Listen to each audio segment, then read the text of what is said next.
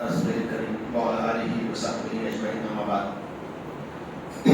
محترم امیر مقامی قابل احترام بزرگ اور دوستوں اور ماؤں بہنوں، آج کی اس مبارک رات میں آپ کے سامنے قوموں کا عروج و زوال اخوان کی روشنی میں بیان کرنا ہے۔ یہ موضوع بڑا ہی اہم ہے کیونکہ ہم سب سے تعلق رکھتا ہے، اور قرآن مجید ہمارے سامنے 2 اور 2 4 کی طرف سے بالکل واضح انداز سے یہ بات پیش کرتا ہے کہ قوموں کا عروج کیوں ہوتا ہے اور زوال کیوں ہوتا ہے۔ ویسے یہ عروج و زوال یا کامیابی یا ناکامی اور بلندی و پستی اور اتار چڑھاؤ، بناؤ بگاڑ، یہ ہم سب کا مشاہدہ بھی ہے اور ہم چاہتے بھی ہیں کہ کیا ہے۔ ایک فرد کے لیے بھی ہو سکتا ہے اور ایک معاشرے کے لیے بھی ہو سکتا ہے۔ بعض چیزیں طبعی ہیں، بعض چیزیں حیاتیاتی ہیں، لیکن بعض چیزیں وہ ہیں جن کا محرک خود انسان ہوتا ہے۔ جہاں تک طبعی عروج و زوال کا تعلق ہے، ہم دیکھتے ہیں کہ سورج طلوع ہوتا ہے اور غروب ہوتا ہے، اور عین دوپہر کے وقت یہ اپنے عروج پر رہتا ہے، وہاں سے اس کے بعد زوال اس کا ہوتا ہے، پھر اسی طرح سے چاند گھٹتا بڑھتا رہتا ہے۔ تو یہ سائیکلیکل ہے کہ جس سے معلوم ہوتا ہے کہ ابھرنا اور ڈوبنا یہ ایک طرح سے قانون فطرت ہے جو ہمارے سامنے رونما ہوتا رہتا ہے، ظاہر ہوتا رہتا ہے۔ دوسرا ہے حیاتیاتی بایولوجیکل، جو یہ بتاتا ہے کہ ابھرنا اور ڈوبنا یہ بھی ایک طرح سے قانون فطری قانون ہے جو کہ ہمارے سامنے رونما ہوتا رہتا ہے۔ درخت آپ دیکھتے ہیں بڑھتا ہے اور پھر وہ ٹوٹ جاتا ہے، ختم ہو جاتا ہے۔ انسان ہے، پیدا ہوتا ہے، بچپن ہے، جوانی ہے، بڑھاپا ہے اور پھر اس کے لیے موت ہے۔ تو یہ بایولوجیکل سائیکل ہے جو چلتی رہتی ہے۔ تو اسی طرح سے قوموں کی زندگی میں بھی عروج و زوال آتا ہے۔ تو قرآن مجید ہمارے سامنے بالکل واضح انداز سے بات پیش کرتا ہے کہ قومیں کیوں عروج پاتی ہیں اور کیوں زوال سے دوچار ہو جاتی ہیں۔ قرآن کے نزدیک قوم یا نیشن جو ہے وہ ایک ریجن سے تعلق رکھنے والی ایک اکائی ہے، ایک یونٹ ہے، جس میں لوگ رہتے ہیں، ان کی اپنی تہذیب ہوتی ہے، ان کی اپنی زبان ہوتی ہے، ان کا اپنا ایک کلچر ہوتا ہے۔ تو پرٹیکولر ریجن میں رہنے والے لوگوں کو قرآن میں قوم کہتا ہے، اور یہ اللہ تعالیٰ کا قانون رہا ہے، اس کی یہ سنت رہی ہے کہ وہ دنیا کے ہر ریجنس میں اپنے پیغمبر کو بھیجتا ہے تاکہ ان کی ہدایت کا سامان ہو، وہ صحیح راستہ میسر آئے۔ وَلِكُلِّ قَوْمٍ هَادٍ، ہم نے ہر قوم کے لیے ایک رہبر، ایک ہادی بھیجا ہے۔ تو یہ جو قوم ہے کسی ایریا سے ریسٹرکٹڈ نہیں ہے، بلکہ دنیا کے مختلف ممالک میں، مختلف علاقوں میں بھی۔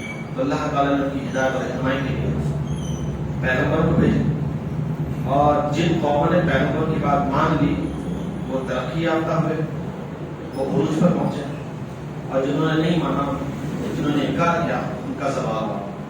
تو قرآن مجید اس لحاظ سے بہت سی قوموں کا ذکر کرتا ہے۔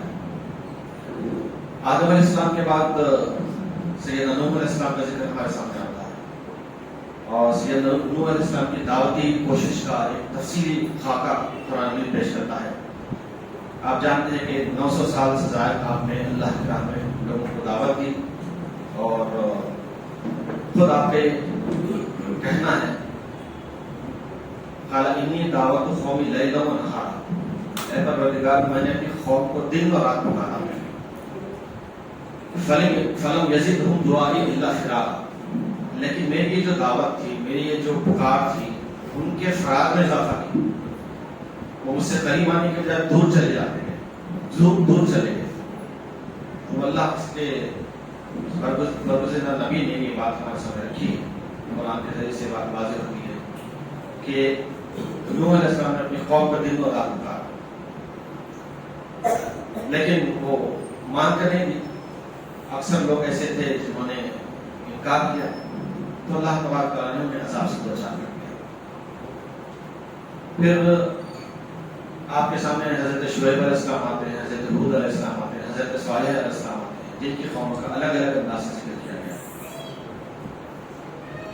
ہود علیہ السلام کی قوم کے بارے میں جو ذکر ہے سورہ ہود میں آپ کو ملے گا جو 11ویں سورت ہے,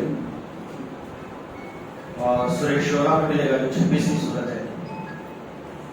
اس کے مطالعے سے معلوم ہوتا ہے کہ ہود علیہ السلام کی جو قوم تھی, قوم عاد تھی, اس نے بھی رسول کا انکار کیا. رسول کا انکار کے معنی خدا کا بھی انکار. تو جو قوم خدا اور رسول کا انکار کرتی ہے اس کے اندر بہت سی خرابیاں پیدا ہو جاتی ہیں. نفسیات خرابیاں ہوتی ہیں, جسمانی خرابیاں ہوتی ہیں, اور اخلاقی لحاظ سے بھی بڑی پست ہو جاتی ہے. تو جو قوم جتنا خدا سے, خدا کے رسول سے قریب ہوگی, اس کے اچھے اخلاق ہوں گے, اس کے کردار اچھے ہوں گے. جو قوم جتنی دور ہوگی اس کی اتنی ہی پستی ہوگی, اس کے اتنے ہی اخلاق برے ہوں گے, بدنما ہوں گے.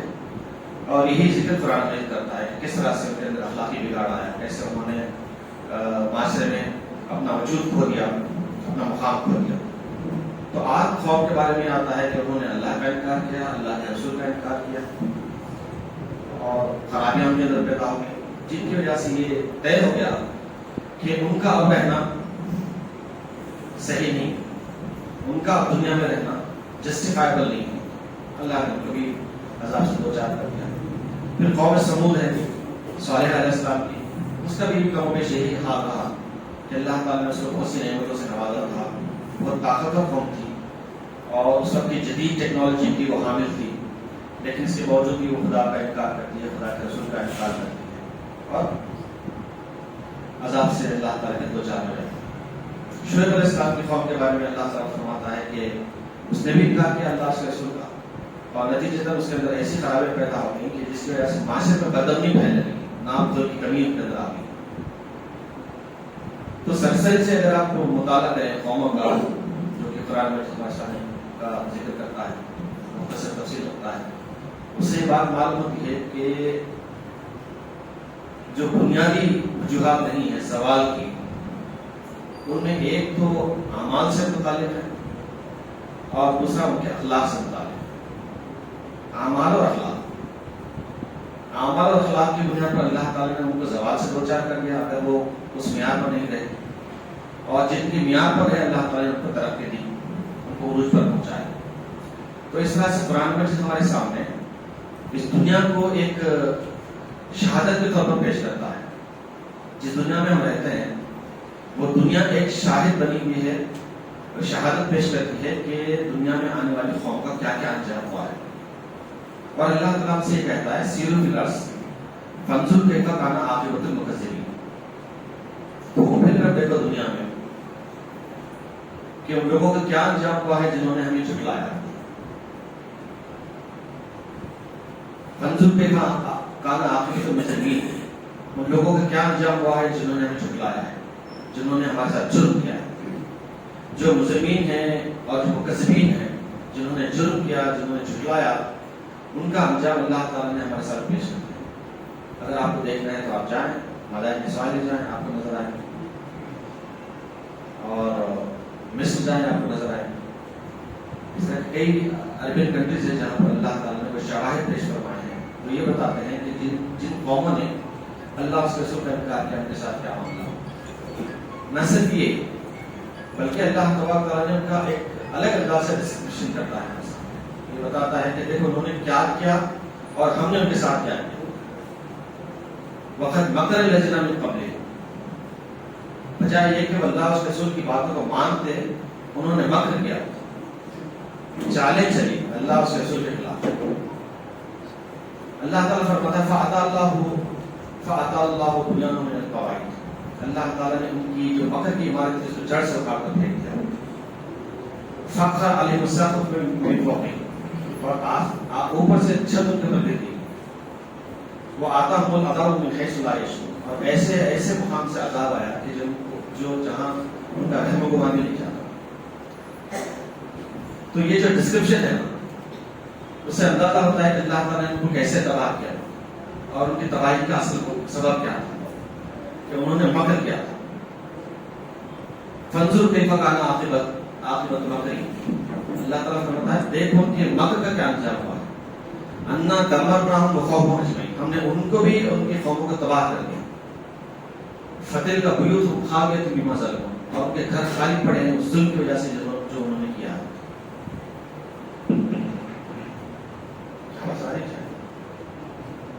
جی تو اللہ تعالیٰ فرماتا ہے کہ جو ظلم انہوں نے کیا تھا، ظلم کی پاداش میں ان کو تباہ کر دیا. تو اس طرح سے اللہ تعالیٰ نے یہ بتا دیا ہے کہ قوموں کا زوال کس طرح سے ہوتا ہے، کس وجہ سے ہوتا ہے، اور زوال ہوا ہے تو کس طرح سے ہوا ہے. اور آپ سے یہ کہتا ہے اللہ تعالیٰ کہ تم اگر چاہتے ہو کہ یہ دیکھو کہ جنہوں نے شکلا کا کیا انجام ہوا ہے، تھوڑا سا گھوم پھر کے دیکھ سکتے ہو. فسیروا فی الارض فانظروا کیف کان عاقبۃ المکذبین، کہ جنہوں نے شکلا ان کا کیا انجام ہوا ہے. جہاں تک عروج کی بات ہے، آپ اگر قرآن مجید کا مطالعہ کریں تو معلوم ہوتا ہے کہ زوال کی تفصیلات ہیں، عروج کی زیادہ نہیں.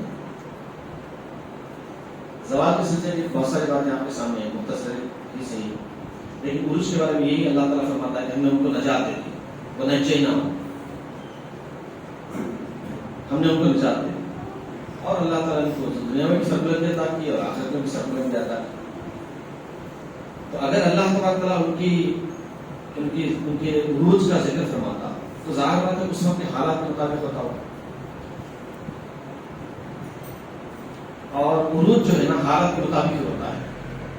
جو عروج قوم عاد کو تھا وہ عروج اگر ہمیں حاصل ہو جائے تو آج کے زمانے میں وہ ایرلیونٹ ہو جائے. اتنی بڑی بڑی عمارتیں آپ بنا سکتے ہیں، نہ ویسے پتھر آپ کے پاس ہیں، ویسے پہاڑ ہیں.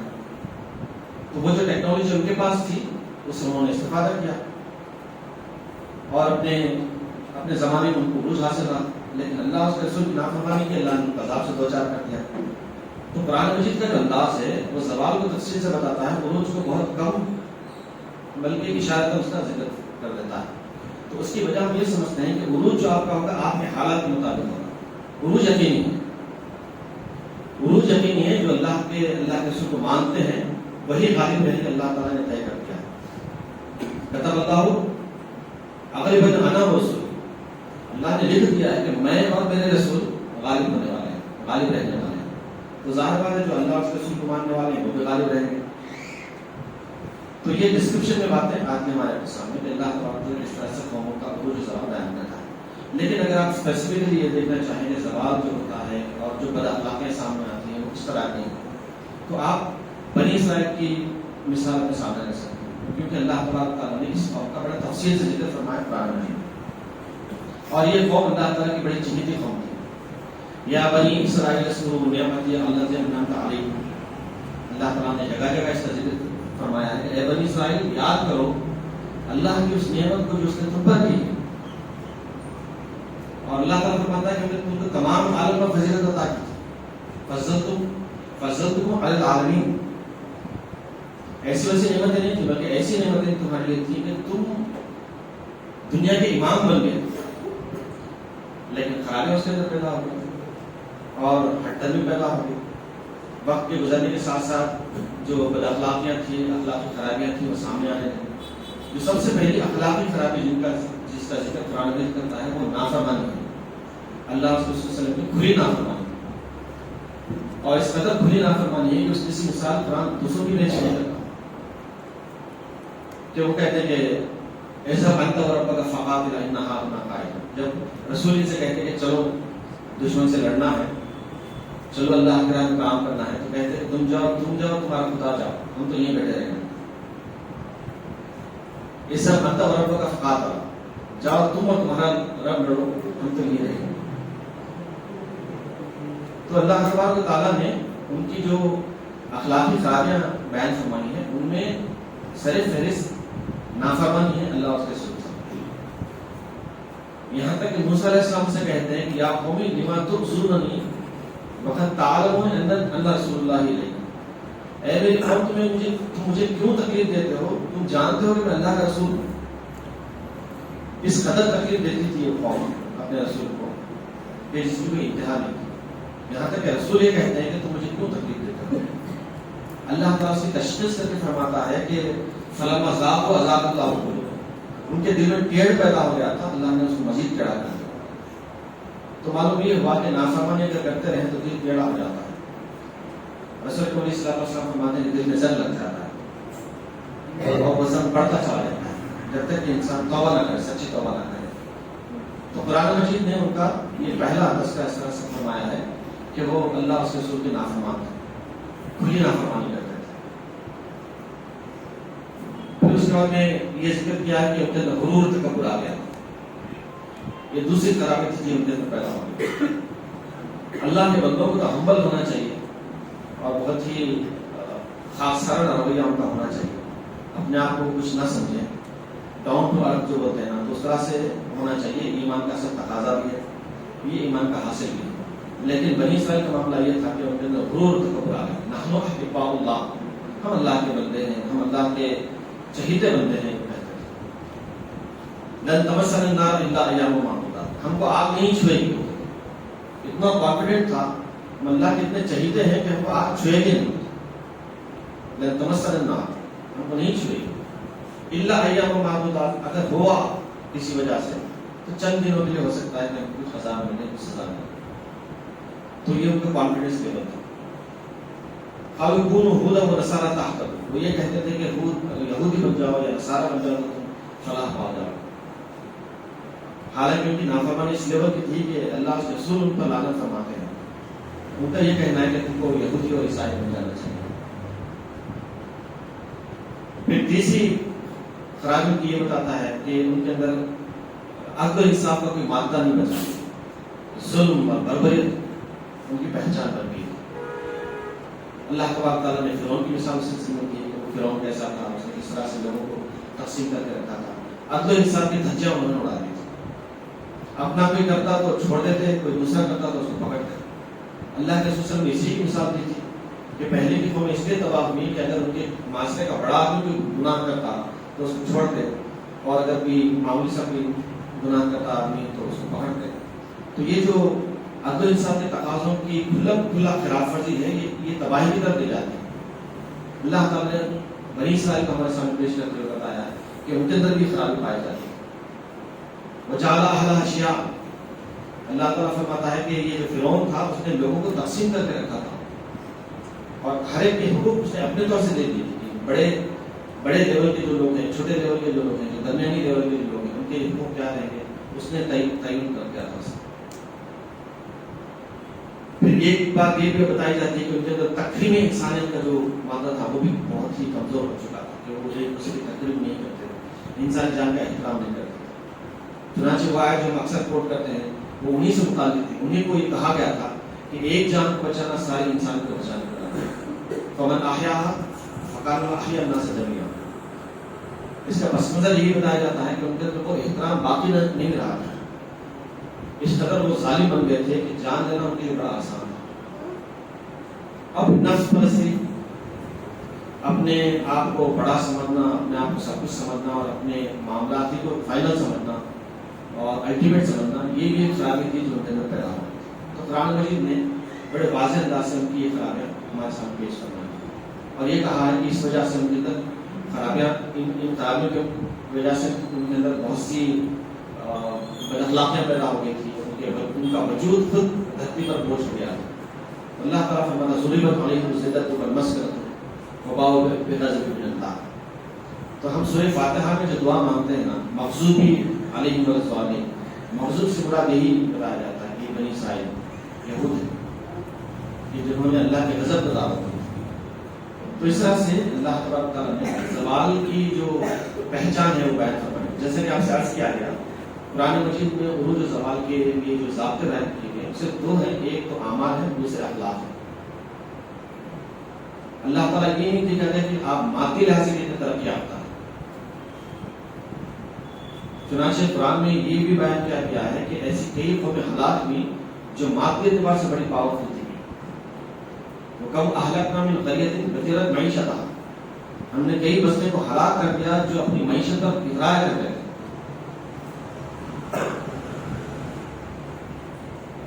کانوا منکم اشد قوہ، وہ تم سے زیادہ طاقتور تھے. وہ اکثر اموال و اولاد، تم سے زیادہ مال اور اولاد رکھتے تھے.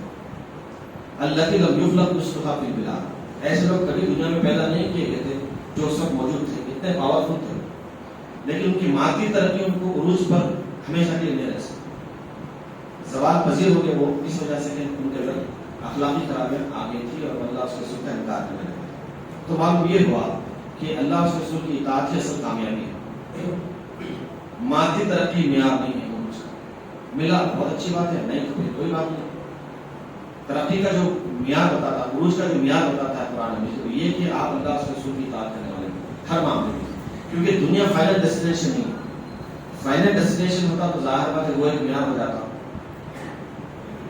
تو کہا کہ اللہ تعالیٰ فرماتا ہے ہمارا یہ فضل ہے، ہم جس کو چاہے عطا کرتے ہیں، ذالک فضل اللہ یؤتیہ من یشاء۔ اللہ کے رسول علیہ السلام کی بڑی پیاری حدیث ہے، آپ علیہ السلام فرماتے ہیں کہ اللہ تعالیٰ دنیا سب کو دیتا ہے، ان اللہ یؤتی الدنیا من یحب ومن لا یحب۔ اس سے ہم یہ سمجھ سکتے ہیں کہ مادی اعتبار سے ترقی جو ہے نا وہ اصل پیش نظر نہیں ہے، کرنا چاہیے ترقی، بہت اچھی بات ہے، لیکن یہی اگر پیش نظر ہے اور دیگر چیزیں پیچھے چلی جاتی رہے تو ترقی حقیقی معنوں میں ترقی نہیں ہو سکتی۔ تو آپ علیہ السلام فرماتے ہیں کہ اللہ تبارک تعالیٰ دنیا دیتا ہے جن کو محبت کرتا ہے ان کو بھی دیتا ہے، اور جن سے محبت نہیں کرتا ان کو بھی دیتا ہے۔ وَلَٰكِن يُؤْتِي الدِّينَ إِلَّا مَنْ أَحَبَّ، لیکن دین ان کو دیتا ہے جن سے وہ محبت کرتا ہے۔ فَمَنْ آتَاهُ اللَّهُ الدِّينَ فَقَدْ أَحَبَّهُ، لہٰذا جس کو دین ملا اس کو سمجھنا چاہیے کہ وہ اللہ کا محبوب ہے۔ تو اللہ کے محبوب ہونے کی جو پہچان ہے، عروج کی جو پہچان ہے وہ یہ ہے کہ آپ کے پاس دین رہے۔ دین کے معنی اللہ اس کے رسول کی اطاعت ہے، اس کے علاوہ کیا نہیں ہے بتائیں۔ تو کہا کہ یہی سب سے بڑی دولت ہے، یہ اگر مل جائے تو آپ سب سے بڑی کامیابی حاصل کریں۔ وَمَن يُطِعِ اللَّهَ وَرَسُولَهُ فَقَدْ فَازَ فَوْزًا عَظِيمًا، کہ جو اللہ اس کے رسول کی اطاعت کرا اس نے سب سے بڑی کامیابی حاصل کی، دنیا میں بھی کامیاب اور آخرت میں بھی کامیاب۔ تو بنی اسرائیل کے حوالے سے بات معلوم ہوتی ہے کہ مادی اعتبار سے ترقی تو ان کو ہمیشہ عروج کے مقام پر نہیں رہ سکتے، ان کو نیچے لے آئی گئی، اس لیے کہ ان کے اندر بہت ساری خرابیاں پیدا ہوئی تھی، انہوں نے رسول کا ظاہر سے انکار کر دیا اور بالکل دھوکہ انداز سے اپنی بات پیش کرتے تھے، کسی کے ساتھ کوئی تکلف نہیں برتتے، کہتے تھے کہ ہم کیوں دھوپ میں نکلیں، ہم دھوپ میں نہیں نکلیں گے، بہت دھوپ تیز ہے نہیں آئیں گے باہر۔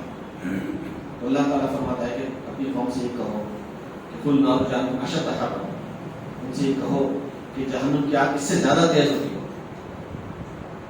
تو ان کے جو ڈائلاگز ہیں آپ ان کا مطالعہ فرمائیں کہ کیسی قوم تھی وہ، کہ اللہ تعالیٰ نے اس کو بڑی سربلندی سے نوازا تھا، اپنی نعمتوں سے نوازا تھا، لیکن اس کا جو رویہ تھا وہ بالکل اس کے برعکس تھا۔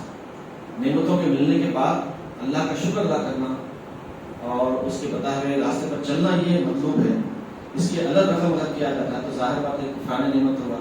تو اللہ تعالیٰ نے بنی اسرائیل کی حیثیت ہمارے سامنے اسی طرح سے رکھی ہے کہ انہوں نے کفران نعمت کی، ان کو اللہ تعالیٰ نے دنیا کی امامت کے مقام پر رکھا تھا۔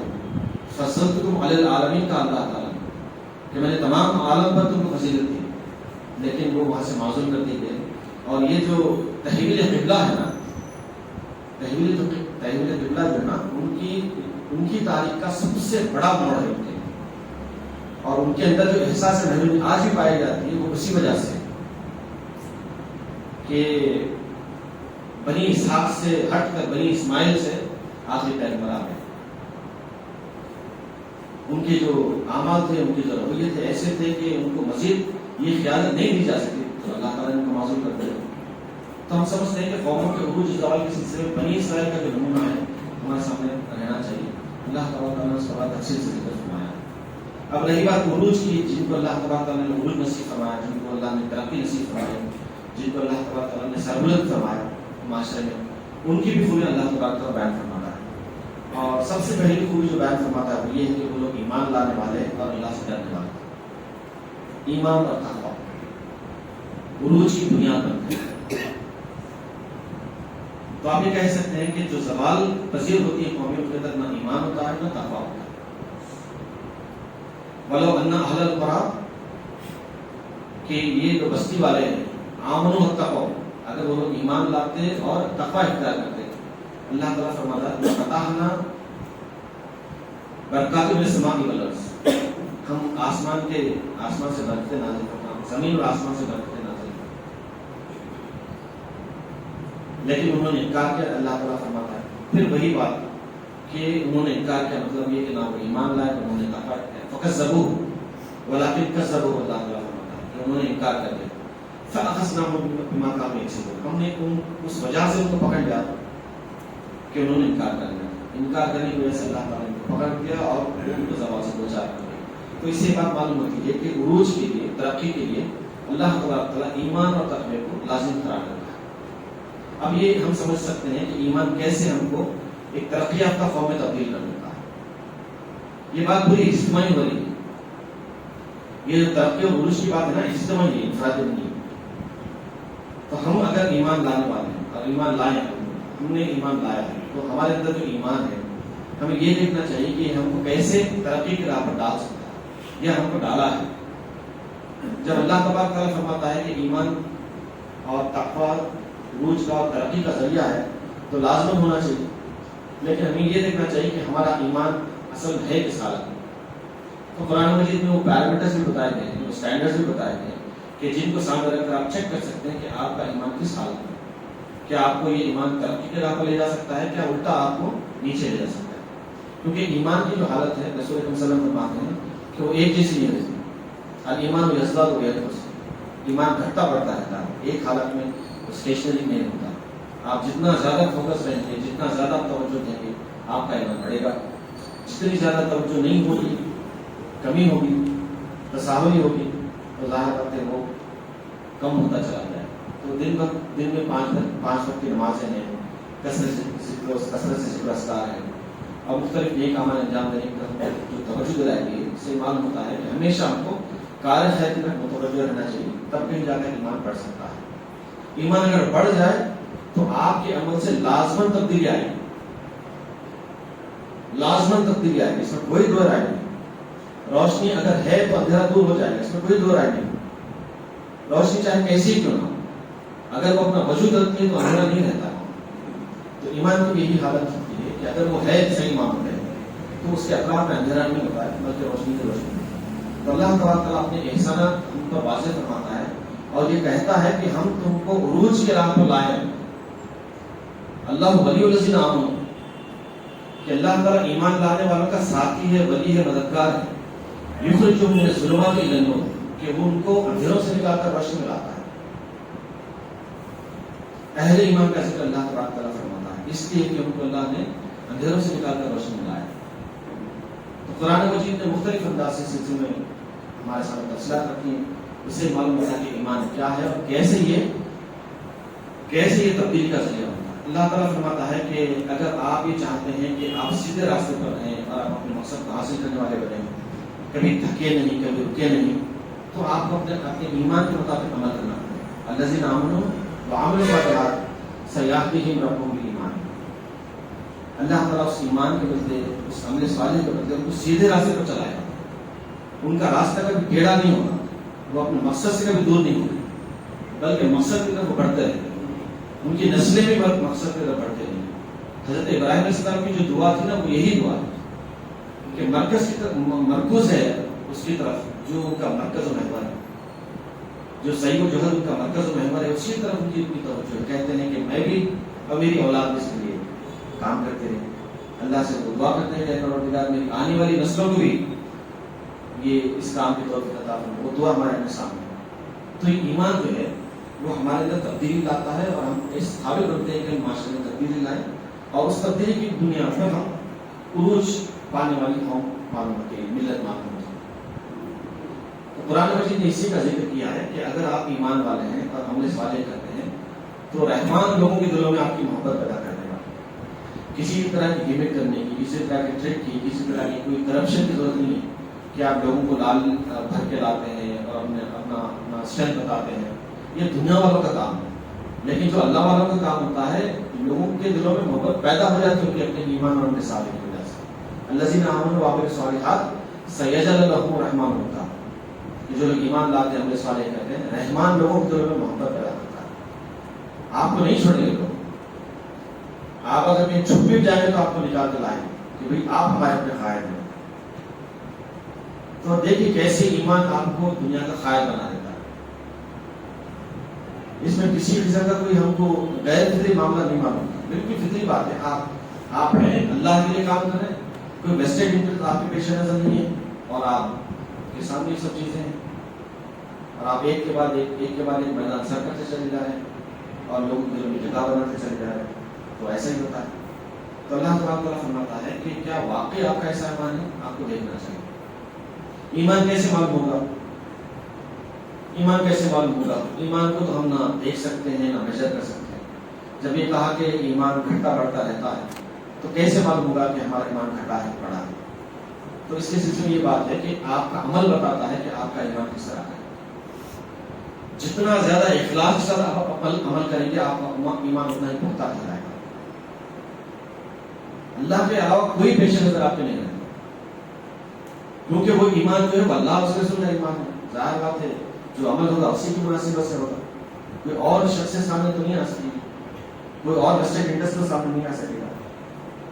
تو بتا یہ گیا کہ ایمان وہ ہے جو آپ کے اندر اخلاص پیدا کرے، اور جب اخلاص ہوگا تو آدمی انٹائرلی ایفرٹس کرتا ہے، تھکتا نہیں ہے.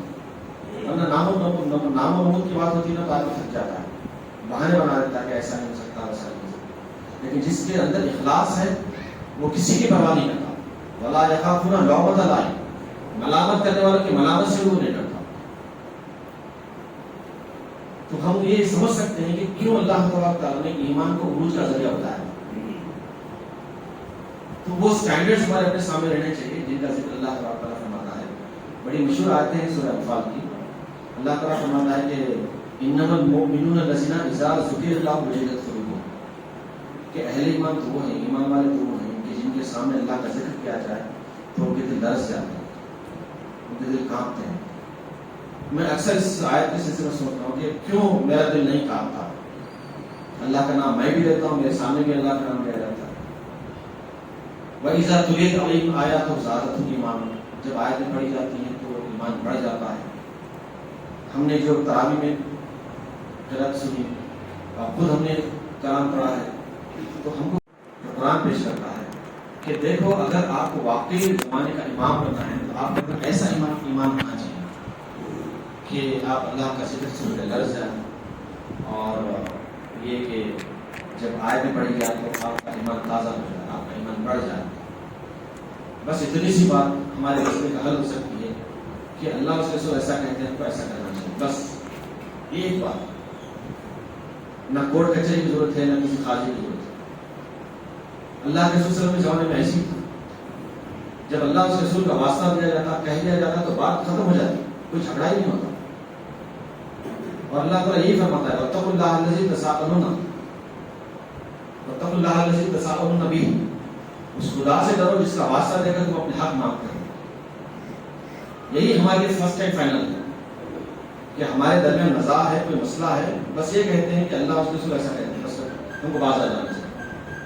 یہ ایمان کے ہائٹ کی نشانی، ہائی ٹیک ایمان کی نشانی ہے. اللہ کے رسول علیہ السلام ایک مرتبہ دیکھتے ہیں کہ حضرت عبداللہ بن مسعود رضی اللہ تعالیٰ نے اپنے غلام کو مارا ہے. تو آپ نے فرمایا پیچھے سے کہ اے ابو مسعود، تمہارا جتنا اختیار اس غلام پر ہے اس سے زیادہ اختیار اللہ کا تم پر ہے. تو فوری وہ اپنا جو ہنٹر تھا چھوڑ دیتے ہیں، پلٹ کے دیتے ہیں. تو آپ علیہ السلام فوری کہتے ہیں کہ اس کو میں نے آزاد کر دیا. کوئی تو مسئلہ تھا ہوگا نا، تب کہیں جا کے وہ مار رہے تھے غلام. تو نہ صرف یہ کہ مارنے سے رکے بلکہ اس کو آزاد کر دیا. تو ایمان اگر ہو تو ہمارے اپنے آپسی تعلقات اس طرح کے ہو جاتے ہیں، معاملات اس طرح کے ہو جاتے ہیں، عمل اس طرح کا ہو جاتا ہے کہ نمایاں طور پر اثرات ظاہر ہونے لگتے ہیں. اب ظاہر بات ہے اگر عفو درگزر کا معاملہ ہو ملت کے درمیان اور عمل صالح کا معاملہ ہو تو کیسا ماحول بنے گا. دیکھیں کتنی محبت بڑھے گی، کتنا قوت کارکردگی میں اضافہ ہوگا. یہ مجھے کہاں سے جان سکتے. اس لیے کہا اللہ تبارک تعالیٰ نے کہ ایمان عروج کی پہچان ہے اور ایمان کی پختگی کی طرف ہمیں ہمیشہ توجہ دینی چاہیے. ایمان کی مثال ایسی ہے کہ یہ آپ کے عمل سے ظاہر ہوتا ہے. آپ جو عمل کرتے ہیں وہ بتاتا ہے کہ آپ کا ایمان کس لیول کا ہے. بڑے افسوس کے ساتھ ہم کو یہ کہنا پڑتا ہے کہ آج ہم معمولی سے مچھر کے کاٹنے کو بھی برداشت نہیں کر پاتے. ہمارے مسجدوں میں نماز کی طرف پیرنٹس جو رکھے ہیں نا وہ یہ بتاتے ہیں کہ ہم اپنے نماز میں اتنا بھی کانسنٹریشن نہیں کرتے کہ ہم کو اس سے بے پرواہ ہو رہے ہیں کہ مچھر کو کاٹتا ہے. حضرت علی رضی اللہ عنہ کے بارے میں ہم سنتے ہیں کہ تیر لگا تھا تو وہ نماز میں کھڑے رہے اور نکال لیا جائے. تیر نکالتے ہیں تو فرق نہیں پڑتا, ہم کو مچھر کاٹتا ہے تو فرق پڑتا ہے. تو ایمان میں فرق آپ دیکھ سکتے ہیں. تو اس ایمان کے ساتھ ترقی نہیں ہو سکتی, عروج نہیں پا سکتے. آپ کا ایمان مضبوط ہوگا. نماز میں خشوع کی معنی یہی کہ آپ اپنے اطراف کے ماحول سے بالکل بے پرواہ ہو جائیں, یہاں تک یہ بھی احساس نہیں ہونا چاہیے کہ آپ کے بغل میں کون آ کے کھڑا ہے نا. یہ جو قد افلح المؤمنون الذین هم فی صلاتهم خاشعون, کامیاب ہو گئے مومن, عروج پا گئے مومن. تقویٰ کیا ہے؟ اب ظاہر بات ہے ہم ماہ رمضان میں ہیں اور تقوی کے بارے میں گفتگو بھی ہوتی ہے. تقویٰ کیا ہے اور یہ کیوں ترقی کا ذریعہ بنا ہے؟ جیسے ایمان کے بارے میں بھی سمجھا ہے, ویسے تقوی کے بارے میں سمجھنا چاہیے. تو تقویٰ اصل میں ایمان ہی کا ریفلیکشن ہے. آپ کے اندر ایمان ہے تو ظاہر بات ہے آپ اللہ سے کریں گے, اللہ کی احکامات کا پاس ریاض رکھیں گے, اللہ کے رسول سے محبت کریں گے, اللہ کے رسول کے احکامات پر چلنے کی پوری کوشش کریں گے. تو ایمان والوں ہی کو تقویٰ اختیار کرنے کی ہدایت دی جاتی ہے. یا ایھا الذین آمنوا اتقوا اللہ, اے لوگوں جو ایمان لاؤ تقویٰ اختیار کرو اللہ. تقویٰ جو ہوتا ہے نا وہ آپ کو بھی اللہ سے جوڑے رکھتا ہے اور آپ کے اطراف کے ماحول بھی آپ سے جوڑے رکھتا ہے. قیادت کا جو تصور ہے نا, یعنی قیادت ہم سمجھتے ہیں نا عروج کی ایک پہچان ہے کہ قائد بن گیا اور لوگوں کو لیڈ کرتا ہے. تو قیادت جو ہمارے سامنے ہے اور جس کو ہم خیال سمجھتے ہیں وہ نمبر آف فالوورس کے ساتھ سمجھتے ہیں کہ کتنے فالوورس ہیں. شو آف اسٹرینتھ کے ذریعے سے معلوم کیا جاتا ہے قائد کیسے. معمولی نامنیشن بھی اگر فائل کرنا چاہتا ہے تو اکیلا نہیں رہتا, وہ بہت سے لوگوں کو لے جاتا ہے. کیوں؟ وہ بتانا چاہتا ہے دنیا کو دیکھو میرے ساتھ کتنے لوگ ہیں. تقویٰ ایسا نہیں کرے گا. تقویٰ یہ کرے گا کہ لوگوں کو آپ سے نہیں بلکہ اللہ سے جڑنے لگائے گا. اور وہی اصل میں آپ کی حقیقی کامیابی ہے کہ آپ بندوں کو رب سے جڑے, اپنے آپ سے نہیں جڑے. اللہ کے رسول علیہ السلام کے ساتھ صحابہ رہتے تھے اور رہنا پسند کرتے تھے, کبھی جدا ہونا پسند نہیں کرتے تھے. ربیعہ بن کعب اسلمی رضی اللہ تعالیٰ عنہ سفر حضرت میں آپ علیہ السلام کے ساتھ رہتے ہیں, اصحاب صفہ میں سے تھے آپ, اور ہمیشہ آپ کے ساتھ رہنا آپ پسند فرماتے. جب آپ علیہ السلام تہجد کے لیے اٹھتے تو وضو کے لیے پانی دیتے, یہ ہمیشہ کا معمول تھا. ایک مرتبہ آپ نے سوال کیا, اے ربیعہ مانگو کیا مانگتے؟ آپ کو تعجب ہو گیا کہ کبھی آپ نے اس طرح سے نہیں فرمایا, لیکن اب فرمایا. تو فوری آپ نے کہا اسألک مرافقۃ فی الجنہ, میں رب سے یہ سوال کروں گا کہ آپ علیہ السلام کی رفاقت مجھے جنت میں بھی میسر آ جائے. یعنی وہ شخص جو آپ علیہ السلام کے ساتھ دن رات رہتا ہے, اس کی خواہش ہے کہ آپ کے ساتھ جنت میں بھی ساتھ رہیں. کتنا زبردست اٹیچمنٹ رہا ہوگا. ایسا کوئی نہیں ہوتا جو ہمارے ساتھ زندگی بھر ساتھ رہے. پرانا جو دوست ہوتا ہے نا, کسی بھی فرد کی کریڈیبلٹی ظاہر کرتا ہے. جتنا پرانا دوست ہوگا آپ اتنے ہی معتبر کہلاتے ہیں. ہمارے کتنے پرانے دوست ہم جانتے ہیں. تو ایسا شخص جو آپ علیہ السلام کے ساتھ ہمیشہ رہتا ہے, اس کی خواہش کے جنت میں بھی ساتھ رہے. تو آپ علیہ السلام کی شخصیت کا کرشمہ دیکھیے, اٹریکشن دیکھیے آپ اس طرح کا. تو آپ علیہ السلام فرماتے ہیں اعینی علی نفسک بکثرۃ السجود, اگر تم میرے ساتھ جنت میں رہنا چاہتے ہو تو تم خدا سے قریب ہو جاؤ. تم خدا سے قریب ہو جاؤ, خدا مجھ سے تم کو قریب کر دے گا. تو یہ تقویٰ ہے جو انسانوں کو رب سے جوڑ دیتا ہے, اپنے آپ سے نہیں جوڑتا. اور یہ سب قائد کی پہچان ہے. وہ رفقا جو خدا سے جڑ جاتے ہیں وہ آپ کے ہر اشارے پر اپنا سب کچھ لٹانے کے لیے تیار ہو جاتے ہیں. یہ بڑا ڈھونگ ہے جو کہتے ہیں لوگ کہ اگر قائد اس طرح کا ہو تو لوگ اس طرح سے کر سکتے ہیں, اس طرح سے نہیں. یہ وقتی ہو سکتا ہے, کسی مفاد کے تحت ہو سکتا ہے. اصل قائد یہ ہے جو اپنے رفقا کو خدا سے جوڑے, اور جو رفقا خدا سے جوڑتے ہیں وہ اپنے قائد کو سب کچھ نشاور کر دیتے ہیں. اللہ کے رسول کے صحابہ کو آپ دیکھ لیں. ایک بات حضرت کعب بن اسلم رضی اللہ تعالیٰ عنہ کے بارے میں ہو سکتا ہے ہر سال کا ہی معاملہ رہا. تو اللہ تبارک تعالیٰ فرماتا ہے کہ تقویٰ جو ہے وہ آپ کو قیادت کی پوزیشن میں لا سکتا ہے, آپ کو قائد بنا سکتا ہے, آپ کو دنیا کا امام بنا سکتا ہے. اس لیے اللہ کے رسول صلی اللہ علیہ وسلم نے جس بات کی بہت زیادہ تاکید فرمائی, بہت زیادہ نصیحت فرمائی, وہ یہی تقویٰ تھا. اوصیکم بتقوی اللہ, میں تمہیں اللہ کا تقویٰ اختیار کرنے کی وصیت کرتا. اور آپ علیہ السلام کے سامنے جب صحابہ تشریف لاتے اور یہ فرماتے کہ ہم سفر پہ جا رہے ہیں, ہماری نصیحت فرمائیے, ہم فلاں نیا کام کرنے جا رہے ہیں, نصیحت فرمائیے. تو آپ یہی کہتے ہیں اسی کو تقوی اللہ، میں تمہیں اللہ کا تقوی اختیار کرنے کی نصیحت کروں۔ تو نکاح کی محفل میں جو یہ آیتیں پڑھی جاتی ہیں نا اللہ کے رسول صلی اللہ علیہ وسلم کی ابتدا میں، آپ علیہ السلام کی ابتدا میں، اس کی بھی لاجک یہی ہے کہ اس نکاح کے ذریعے سے اللہ تبارک تعالیٰ کی ایک انسٹیٹیوشن بنانا چاہتا ہے جو قائد بن جائے بحیثیت مجموعی، شوہر بھی قائد ہو، بیوی بھی قائد ہو، ان کے بچے بھی، اولاد بھی قائد ہو۔ وہ جو دعا ہے نا اس کا ایک اینگل پولیٹیکل بھی ہے جو ہم پڑھتے ہیں نا، ربنا هب لنا من ازواجنا وذرياتنا قرة اعين وجعلنا للمتقين اماما۔ تو ہر گھر کو ایک قائد بننا چاہیے اور اس کی ابتدا تقوی کی تعلیم سے دی جاتی ہے۔ تو تمہیں نکاح میں جو تقوی کی آیتیں پڑھی جاتی ہیں اس کی لاجک ہم کو یہی معلوم ہوتی ہے کہ ذہن نشین ہو جائے کہ اس کے ذریعے سے تو زندگی گزارنی ہے، یہ اگر نہیں ہے تو زندگی بیکار ہے، نہ محبت رہے گی، نہ آپس انڈرسٹینڈنگ رہے گی۔ تو ایمان اور تقوی یہ پہلی بنیاد کے عروج کی۔ پھر دوسری جو بنیاد بتائی جاتی ہے وہ اللہ سے رجوع کرنے کی بات ہے، اللہ سے چمٹنے کی بات ہے، اللہ کی طرف توبہ، اللہ کی طرف پلٹنے، توبہ استغفار کرنے کی بات ہے۔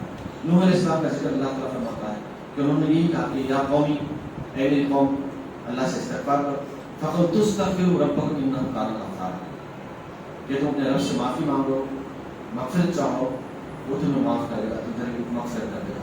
یرسل السماء علیکم مدرارا، وہ آسمان سے تمہاری پانی برسائے گا، وہ یمددکم باموال وبنین، مال اور اولاد تمہیں عطا کرے گا۔ تو یہ جو ہمارے یہاں ترقی ہے، یہ عروج کے جو راستے ہیں وہ توبہ استغفار سے طے ہو سکتے ہیں۔ توبہ استغفار کے ذریعے سے کیوں اللہ تعالیٰ کی رحمتیں واجب ہو جاتی ہیں، کیوں اللہ تعالیٰ کہتا ہے کہ جو ہم سے ڈرتا ہے، ہم سے رجوع کرتا ہے، اس کے لیے راستے آسان کر دیں۔ وَمَن يَتَّقِ اللَّهَ يَجْعَلْ لَهُ مَخْرَجًا، جو ہم سے ڈرے گا، جو ہمارا تقوی اختیار کرے گا، جو ہم سے رجوع کرے گا، ہم اس کے لیے کوئی نہ کوئی راستہ نکالیں گے۔ اللہ کے رسول علیہ السلام فرماتے ہیں کہ من لزم الاستغفار، جو اپنے اوپر استغفار لازم کر لیتا ہے، جعل اللہ من کل ضیق مخرجا، اللہ تعالیٰ ہر تنگی سے نکلنے کا راستہ اس کو بتاتا ہے۔ ضیق کے معنی ہر طرح کی تنگی، ہر طرح کی مشکل، ہر طرح کی پریشانی، چاہے کہ انڈیویجول ہو کہ کلیکٹیو ہو، ہر طرح کی مشکلات سے، پریشانیوں سے، الجھنوں سے، پرابلم سے اللہ تعالیٰ نکلنے کا راستہ کوئی نہ کوئی بتائے۔ اللہ کے رسول علیہ السلام نے بشارت دی کہ جس نے استغفار کرنے کو لازم کر دیا، جعل اللہ من کل ضیق مخرجا ومن کل ہم فرجا، ہر طرح کے غم سے اللہ تعالیٰ نجات دے گا، وہ یرزق من حیث لا یحتسب، اور ایسے مقام سے رزق دے گا جہاں اس کا وہم و گمان بھی نہیں جاتا۔ تو یہ جو ترقی کے مختلف ذرائع ہیں نا، ان کا جو محرک ہے وہ استغفار ہے۔ استغفار کے معنی کیا ہے؟ اللہ کی طرف پلٹنا اس ارادے سے، اس نیت سے کہ پروردگار ہم کو ڈھانک لے گا، ہمارے گناہوں کی وجہ سے ہم کو سزا نہیں دے گا، ہماری کوتاہیوں کی وجہ سے ہم پر گرفت نہیں کرے گا۔ غفرہ کے معنی ڈھانکنے کے، کور کرنے کے، کنسیل کرنے کے۔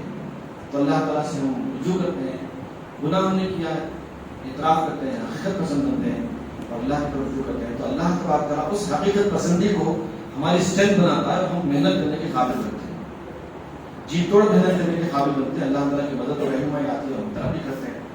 ورنہ یہ کوئی میجک کی بات نہیں، جادو کی بات نہیں ہے کہ آپ استغفار کریں اور فوری آسمان سے پانی برس سکتے ہیں، مال اور اولاد ملیں۔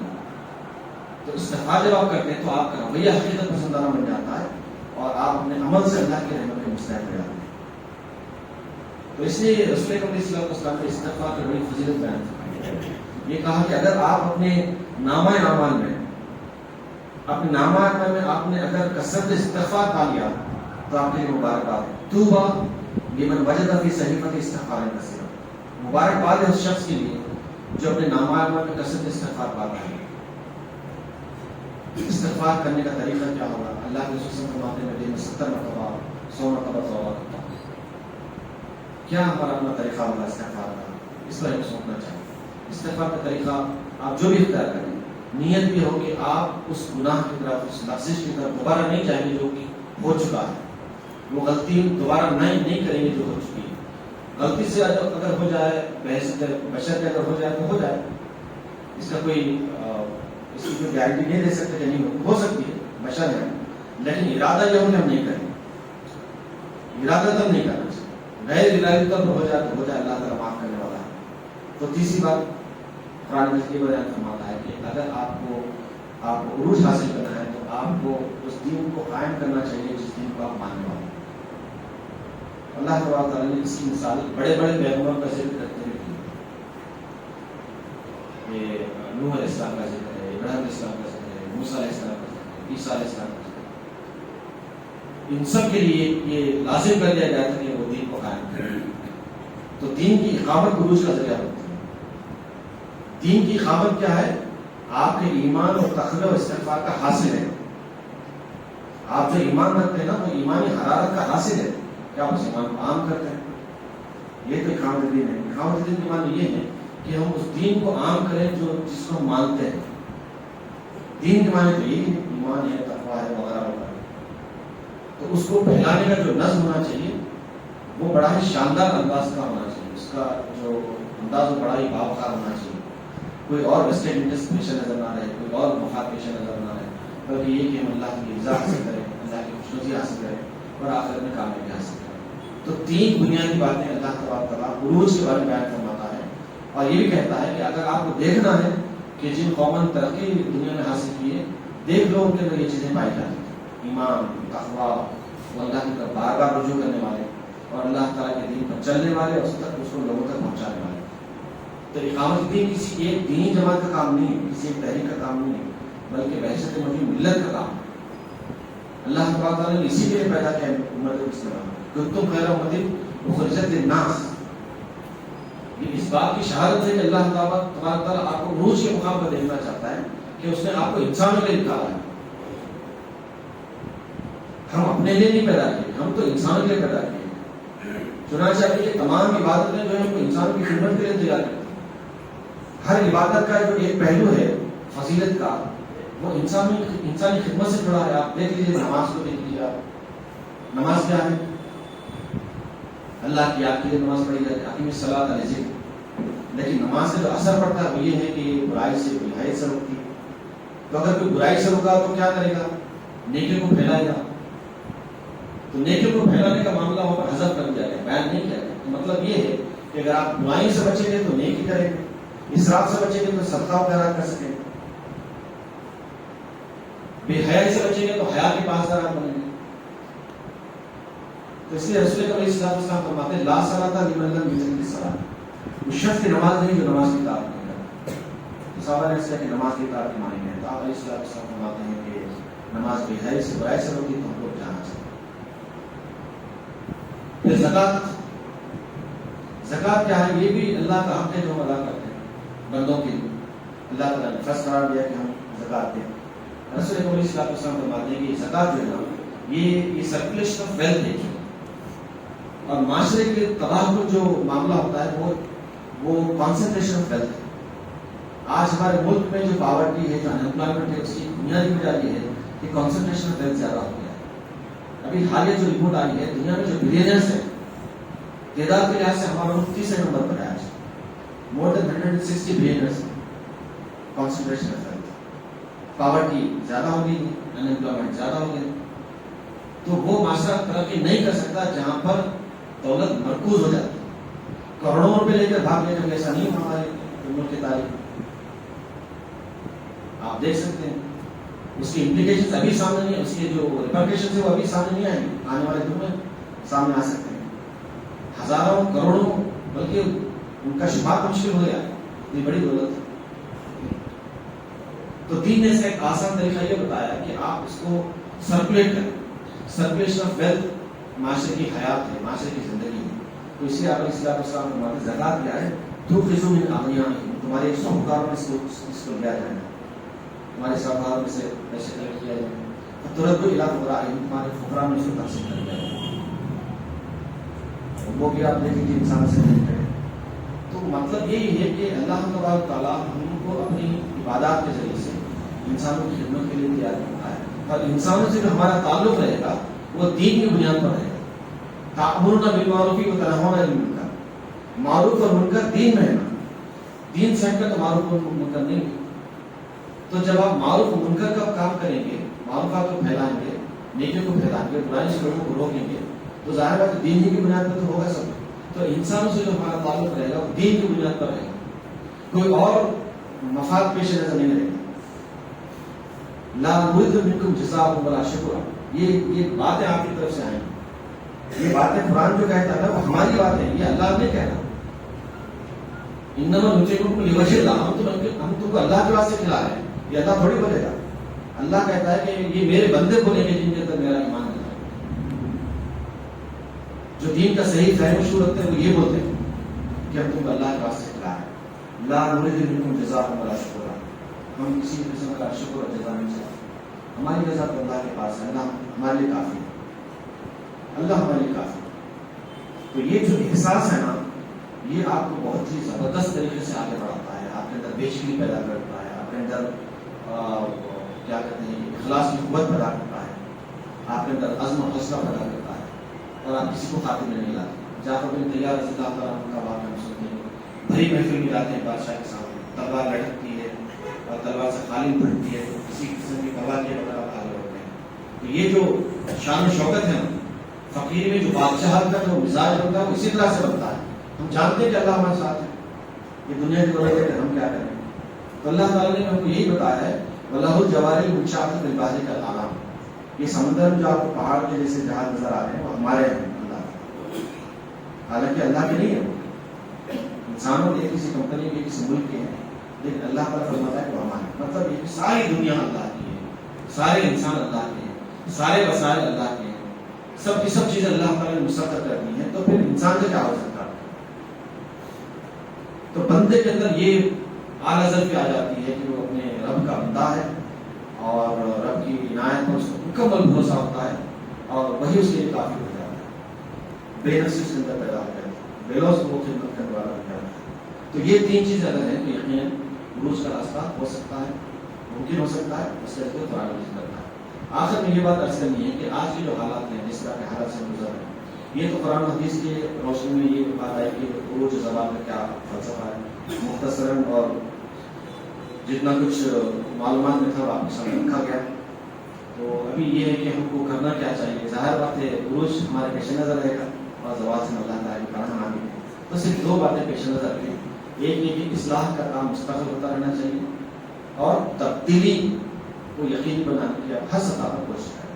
یہ صرف دو چیزیں، ان دو کا اگر آپ لحاظ رکھیں تو یقیناً تمام باتیں بطور جائزہ کہ آپ کے سامنے رہے کہ آپ کا ایمان کیسا ہے، آپ کا تقویٰ کیسا ہے، آپ اللہ سے کتنے رجوع ہوتے ہیں، آپ دل کو کتنا مانتے ہیں کتنا نہیں مانتے وغیرہ.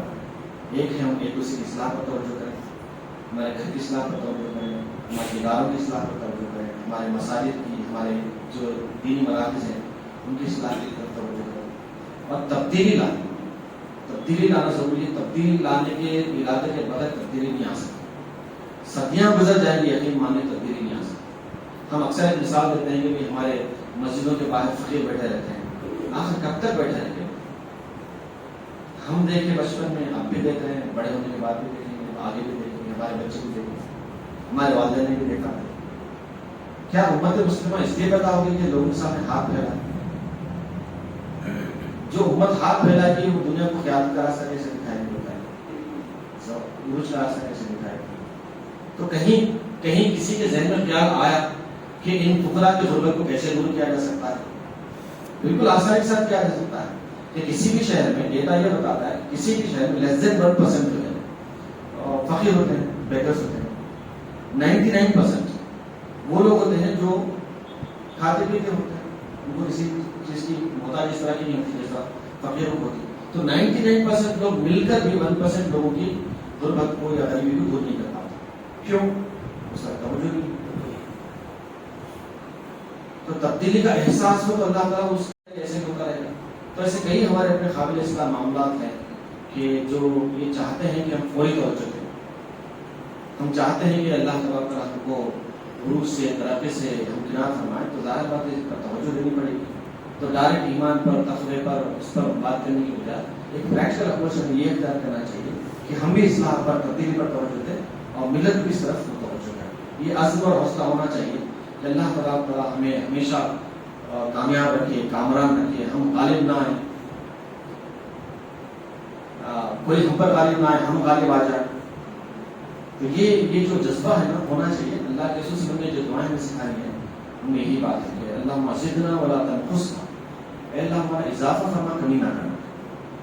ہمارا اضافہ ہوتا رہنا چاہیے، ہماری افراد قوت میں اضافہ ہونا چاہیے، ہماری پاپولیشن میں اضافہ ہونا چاہیے، ہماری صلاحیتوں میں اضافہ ہونا چاہیے، ہمارے وسائل میں اضافہ ہونا چاہیے.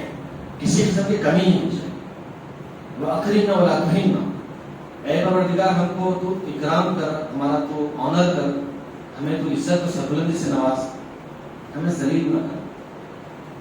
وآتنا ولا تحرمنا، اے پروردگار ہم کو عطا کر، اچھی اچھی صلاحیتیں عطا کر، اچھے اچھے افراد عطا کر. اللہ کے رسول وقت کے نبی تھے، پیغمبر تھے، جانتے ہیں، لیکن اس کے باوجود بھی آپ نے حضرت عمر رضی اللہ عنہ کے بارے میں سوال اللہ سے دعا کی، ابو جہل کے بارے میں اللہ سے دعا کی. تو مطلب یہ ہے کہ اگر آپ چاہتے ہیں کہ زمانے کو آپ بدلیں، یہ رخ بدلیں، تو آپ کے ساتھ باصلاحیت اور بااثر لوگ بھی ہونے چاہیے. تو اللہ آتینا ولا تحرمنا، اے اللہ ہم کو اچھے اچھے لوگ عطا کر، ہم کو ان لوگوں سے محروم نہ کر. وآثرنا ولا تؤثر علینا،